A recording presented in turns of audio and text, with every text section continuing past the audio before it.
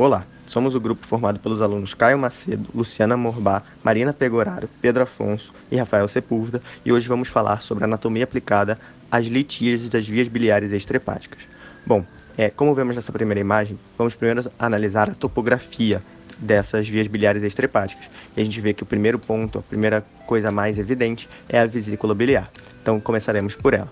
Podemos observar que a vesícula biliar se encontra no hipocôndrio direito e, especificamente, num ponto chamado ponto cisco, ou ponto de Murphy, demarcado pelo encontro entre as linhas do plano transpilórico, a nível de L1, e da linha hemiclavicular direita, ou linha mamelar direita, que delimitam o ponto de Murphy, ou ponto cisco, um importante ponto em termos de exame clínico, por conta da manobra de Mathieu, que consiste em uma manobra em garra pela margem costal, que permite a palpação dessa vesícula biliar, especificamente procurando por um sinal de dor após expiração, visto que o diafragma e o fígado mantêm relação íntima, assim como a vesícula biliar e o fígado, que permite que numa manobra de inspiração e expiração, ao fazer essa manobra em garra, a gente consiga identificar dores caso a vesícula biliar esteja inflamada ou acometida por alguma situação. Em termos de relações anatômicas, a gente consegue ver que a vesícula biliar, ou especificamente o fundo da vesícula biliar, se projeta inferiormente à margem inferior do fígado. Então, a margem inferior do fígado que marca o encontro entre a face diafragmática e a face visceral desse órgão, e a gente vê que especificamente a vesícula biliar mantém uma relação mais íntima com a face visceral do fígado, estando alojada na fossa da vesícula biliar, entre os lobos quadrado e direito, ou segmentos 4 e 5 do fígado, assim como uma relação bem interessante com o hilo hepático e com a fissura do ligamento redondo, a fissura do ligamento venoso e a veia cava inferior, formando uma espécie de H que permite delimitação do lobo quadrado e caudado do fígado.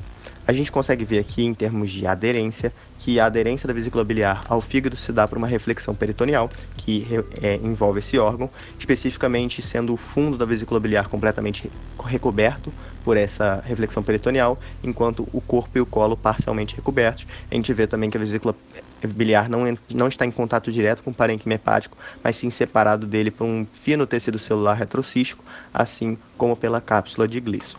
A gente vê que, em termos de relações anatômicas relevantes, além dessa relação hepática, a gente encontra a relação com o cólon transverso, logo em sua parte medial, a flexura cólica direita, e com o duodeno, na porção mais superior e interior da segunda porção, ou da junção entre a primeira e segunda porção desses órgãos, e pode ser relevante para fistulações entre a vesícula biliar e o duodeno, ou entre a vesícula biliar e o cólon transverso. Não são o foco da nossa aula, mas é importante mencionar. A gente consegue ver nessa imagem aqui também uma coisa muito interessante, que é a posição relativa da vesícula biliar.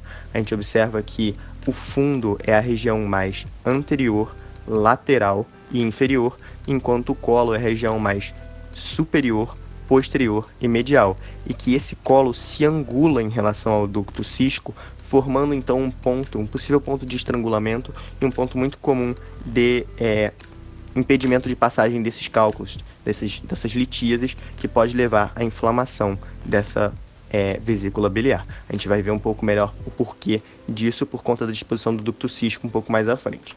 A gente consegue ver aqui também que essas vias biliares extrahepáticas, elas mantêm uma relação bem importante com o ligamento hepatoduodenal, que é um espessamento lateralizado do aumento menor, e a gente vê que também essa vesícula tem essa relação bem importante com o ligamento hepatoduodenal, principalmente em termos visuais, em cirurgias, podendo destacar aqui, por exemplo, a fissura destra de Gans ou o sulco de Rouvier, que são marcos anatômicos importantes para a dissecção do pedículo glissoniano, que invade o hilo hepático, levando a tríade portal para dentro do parênquima hepático. A gente vê aqui, então, que em termos de relações entre a veia porta, a artéria hepática e as vias biliares extrahepáticas, a gente vê que a veia porta é o elemento mais posterior, a artéria hepática é o elemento mais esquerdo e anterior, e enquanto as vias biliares extrahepáticas são o elemento mais direito.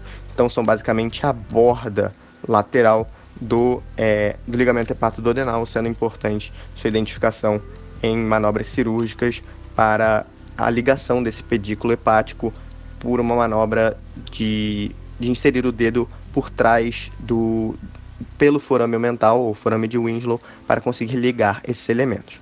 A gente vê aqui também que a vascularização dessa vesícula biliar se dá por um ramo da artéria hepática direita, a artéria cística, que se divide em duas porções, uma anterior e uma posterior. A gente consegue ver aqui uma foto cirúrgica de fígado, onde a gente observa a cápsula de Gleason, esse tecido um pouco mais laqueado, perolado. A gente vê também o parênquima hepático um pouco mais granuloso, uma aparência um pouco mais granulosa. E a gente vê claramente a vesícula biliar com sua cor bem característica, verde, em contraste com o parênquima hepático, e também a gente consegue ver claramente a presença dessa fossa da vesícula biliar entre os segmentos 4 e 5 do fígado. Entrando um pouquinho mais nesse mérito, a gente consegue ver que existe uma subdivisão dos segmentos hepáticos, não é o foco agora, mas é importante mencionar que essa vesícula biliar serve como um parâmetro importante para essa subdivisão hepática em segmentos, principalmente por conta da sua relação com a linha de Cantillier, que foi um primeiro cirurgião a descrever a segmentação hepática e traçou uma linha entre o fundo da vesícula biliar e a veia cava inferior, que permite a subdivisão do fígado em hemifígado direito e hemifígado esquerdo. E depois isso foi expandido pelos cirurgiões Coineau e Bismuth, que subdividiram ainda mais os segmentos hepáticos em o que hoje em dia são 9 segmentos, especificamente 8, com o 4 sendo dividido em A e B.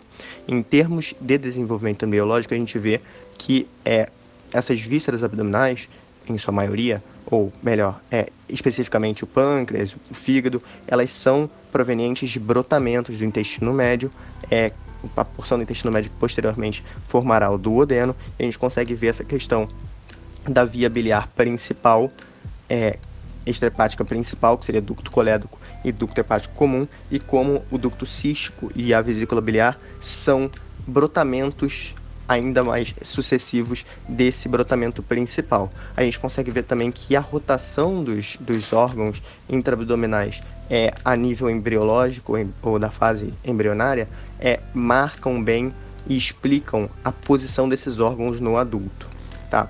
Então, a gente vai ver isso um pouquinho mais para frente, especificamente em relação ao ducto colédoco, tá? E aqui a gente trouxe uma imagem para mostrar que existem também vias biliares intrahepáticas, não são o foco do nosso trabalho, mas é importante perceber que basicamente uma anastomose sucessiva entre essas vias forma ductos cada vez maiores que culminam na saída desses ductos, como o ducto hepático direito e esquerdo, pelo hilo hepático. A gente consegue ver isso com mais clareza nessa imagem aqui. A gente vê o ducto hepático direito e o ducto hepático esquerdo, marcados pelas setas verdes, convergindo para formar o ducto hepático comum. E a gente vê que esse ducto hepático comum mantém uma relação bem interessante com a subdivisão direita da veia porta e com a artéria hepática direita, passando anteriormente às duas. A gente também vê aqui 2 trígonos marcados, o trígono de Calot e o trígono hepatocístico, são 2 trígonos importantes em termos cirúrgicos. Calot é o em azul, hepatocístico em amarelo. A gente vê aqui também que existe uma projeção corpórea topográfica do ducto colédoco em seu trajeto, principalmente pelo parênquima pancreático. A gente vê aqui que seria a zona pancreático-coledociana de Chofar, marcada aqui nessa imagem à direita, não vamos entrar muito em detalhes, mas é importante em termos de referência topográfica. E a gente consegue ver aqui que o ducto colédoco é formado pela junção entre o ducto hepático comum e o ducto cístico. Ele tem relação bem importante por passar posterior ao duodeno e penetrar o parênquima pancreático, como vai ser mostrado um pouco melhor à frente. Percebam aqui, como eu já tinha falado, que existe um ponto de aprisionamento importante de formações líticas a nível ali do colo e principalmente do ducto cístico aqui dessa via biliar acessória. A gente vê que tem uma pregueação no ducto cístico que forma a válvula espiral de Heister, que é um ponto importante de retenção de cálculos, que pode levar à inflamação da vesícula biliar. A gente percebe depois desse ponto mais espiralado, a gente tem uma parte lisa do ducto cístico que se conecta com o ducto hepático comum para formar o ducto colédoco. Esse ducto colédoco, como já explicamos, suas relações mais importantes com o duodeno e com o pâncreas, a gente vê aqui ele penetrando o parênquima pancreático a nível da cabeça do pâncreas, visto aquele dobramento embrionário que posiciona os brotos pancreáticos ventral e dorsal de tal maneira a aprisionar o ducto colédoco no interior do parênquima pancreático. A gente consegue perceber aqui, então, que esse ducto colédoco se junta ao ducto pancreático principal, ou ducto de Wirsung, para formar a ampola hepatopancreática, ou ampola de Vater, que apresenta estruturas esfincterianas derivadas da musculatura da parede do duodeno, da musculatura das camadas transversal e longitudinal de músculos, que forma um esfíncter, especificamente da ampola, o esfíncter de Oddi, mas também forma esfíncteres a nível do ducto colédoco, 2 para ser específico, e um esfíncter a nível do ducto pancreático principal. Isso é bem importante porque esse é um outro ponto de aprisionamento para formações líticas a nível das vias biliares extrahepáticas. E, claro, isso tudo desemboca a nível duodeno na papila maior do duodeno, papila maior de Santorini. Por último, abordaremos aqui a inervação, onde a inervação basicamente deriva do plexo celíaco em estruturas plexiformes que caminham pela camada adventícia das artérias e atingem seus alvos de inervação a nível dos órgãos. A gente vê aqui que a contribuição maior para a inervação autônoma é dos nervos esplânctos maiores, menores e ímos, enquanto para isso em termos simpáticos, em termos parasimpáticos, troncos vagais anterior e posterior, mas também existem fibras proprioceptivas, claro, em termos de nocicepção, que derivam, por exemplo, do nervo frênico, explicam a dor referida a nível de ombro, no caso de acometimentos das vias biliares extrahepáticas, e também, claro, explicam também a dor irradiada no hipocôndrio direito e também para o dorso, no caso de inflamações como colangite ou que seria inflamação da via biliar extrahepática ou mesmo da vesícula biliar. A coledocolitíase consiste na aparição de cálculos no ducto biliar comum e pode ocorrer de duas formas principais: primária, quando as pedras se formam diretamente lá, ou secundária, quando as pedras se formam na vesícula biliar e eventualmente passam para o ducto biliar comum. Também pode haver, embora seja menos comum, a formação de pedras na árvore biliar intrahepática em seu deslocamento posterior para o ducto biliar comum. A coledocolitíase secundária acompanha a maioria dos casos, o tipo primário é menos comum. Fatores que podem levar à formação de pedras são colestase, que é a diminuição ou fluxo da bile, bactibilia, que é a presença de bactéria na bile, desequilíbrios químicos, maior excreção de bilirrubina, maior excreção de colesterol e desequilíbrios de pH. A colestase pode induzir e facilitar a bactibilia, que é a presença de bactérias na bile, e isso pode causar desequilíbrios químicos e desequilíbrios de pH, então esses fatores estão correlacionados. As pedras podem ser diferenciadas por sua composição. As formadas na vesícula são majoritariamente compostas de colesterol e uma minoria por pigmento preto. Já as pedras da coledocolitíase primária, ou seja, formadas diretamente no ducto biliar comum, são geralmente compostas de pigmento marrom e de lipídios da bile. O pigmento preto é composto de polímeros de bilirrubina e o pigmento marrom é composto de bilirrubinato de cálcio. O processo de formação da pedra de pigmento marrom e colesterol envolve bactibilia e colestase. Assim, após a formação do centro da pedra ser iniciada por infecção bacteriana e subsequente desconjugação de bilirrubina, a composição da bile pode se alterar para formar pedras de pigmento marrom ou de colesterol. A formação da pedra de pigmento escuro na vesícula não está associada à infecção, mas sim à hemólise crônica, que leva à produção excessiva de bilirrubina. O muco originado da vesícula, árvore biliar e ducto biliar prende os polímeros de bilirrubina para formar pedras de pigmento escuro. Agora veremos um pouco sobre os aspectos clínicos que estão envolvidos nessa temática. A maior parte das litíases que ocorrem nas vias biliares extrahepáticas ocorre na vesícula, e estudos apontam que cerca de 50% dos casos de litíase vesicular são assintomáticos, sendo difícil prever quais deles sofrerão complicações futuras.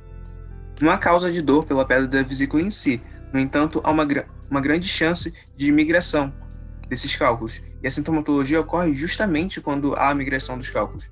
Além disso, os estudos epidemiológicos apontam que há um predomínio nas internações por causas decorrentes da litíase biliar no sexo feminino, e sugere que tal ocorra devido a mais diagnósticos que esse público vem a obter por conta do maior acompanhamento médico e da rotina de cuidado feminina ser maior do que a do sexo masculino.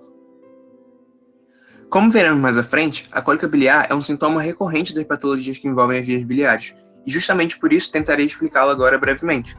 Ela consiste em uma dor crescente em aperto na região do hipocôndrio direito e ou epigástrico, com a possibilidade de irradiação para a porção superolateral do ombro. Ocorre geralmente entre 30 minutos a 2 horas após a refeição, vide a liberação de colecistoquinina e suas consequências sabidas da fisiologia gastrointestinal quanto ao estímulo à contração da vesícula biliar, gerando, portanto, distensão do ducto obstruído e promovendo a dor. Devido a esse processo intenso de dor, náusea e vômito são sintomas que podem vir associados.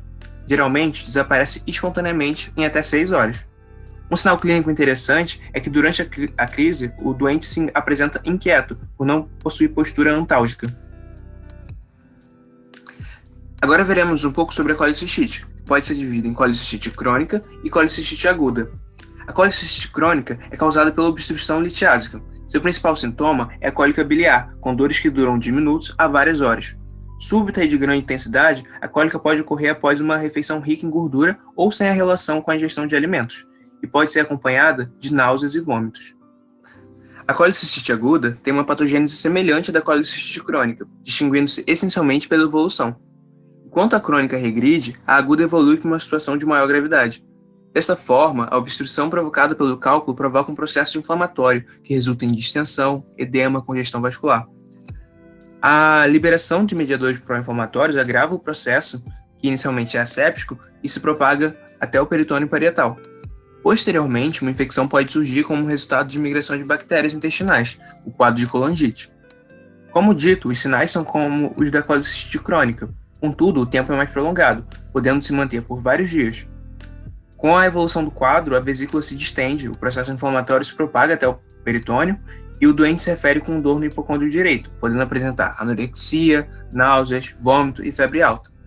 Mas essa febre pode estar frequentemente ausente em diabéticos e imunossuprimidos.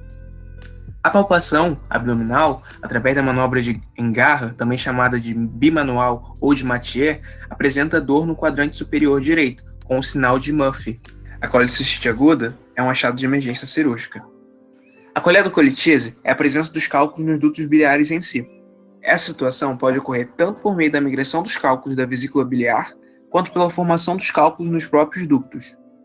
Na maioria dos casos, no entanto, decorre da migração do cálculo vesicular para a via biliar comum.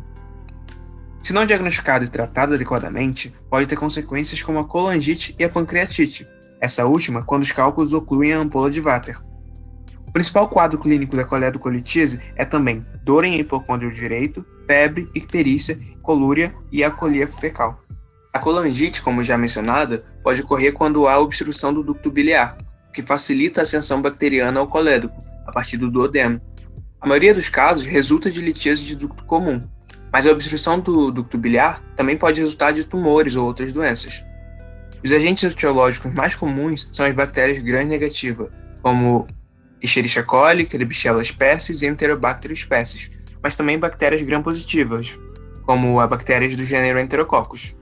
Sintomas incluem dor abdominal, em hipocôndrio direito, icterícia e febre com calafrios, a tríade de Charcot.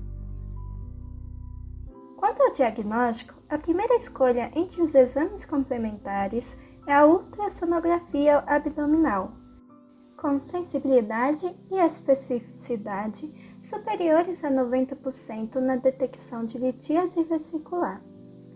Nas situações de infecção, como colicistite aguda, colangite e pancreatite, o diagnóstico esbarra na avaliação da leucocitose e da proteína C reativa, além da alteração do perfil das bilirrubinas. Quanto ao tratamento, pode-se utilizar medicamentos a fim de tratar os cálculos na vesícula biliar. Esses medicamentos têm o objetivo de dissolver os cálculos biliares de colesterol. No entanto, esses remédios podem demorar 2 anos ou mais para funcionar, e há a possibilidade das pedras retornarem depois que o tratamento terminar. Há também a opção da colecistectomia laparoscópica, cirurgia na qual o médico realiza cortes cirúrgicos pequenos e que permitem uma rápida recuperação. Nessa cirurgia, há intervenção videolaparoscópica em que se introduzem 3 ou 4 pequenas cânulas no abdômen através de pequenos orifícios. Uma câmara de vídeo especial observa o interior do paciente e, através dos instrumentos cirúrgicos, é possível cortar a vesícula e removê-la através de um dos orifícios. Há também a colecistectomia convencional ou aberta, na qual ocorre o corte da barriga para a retirada da vesícula.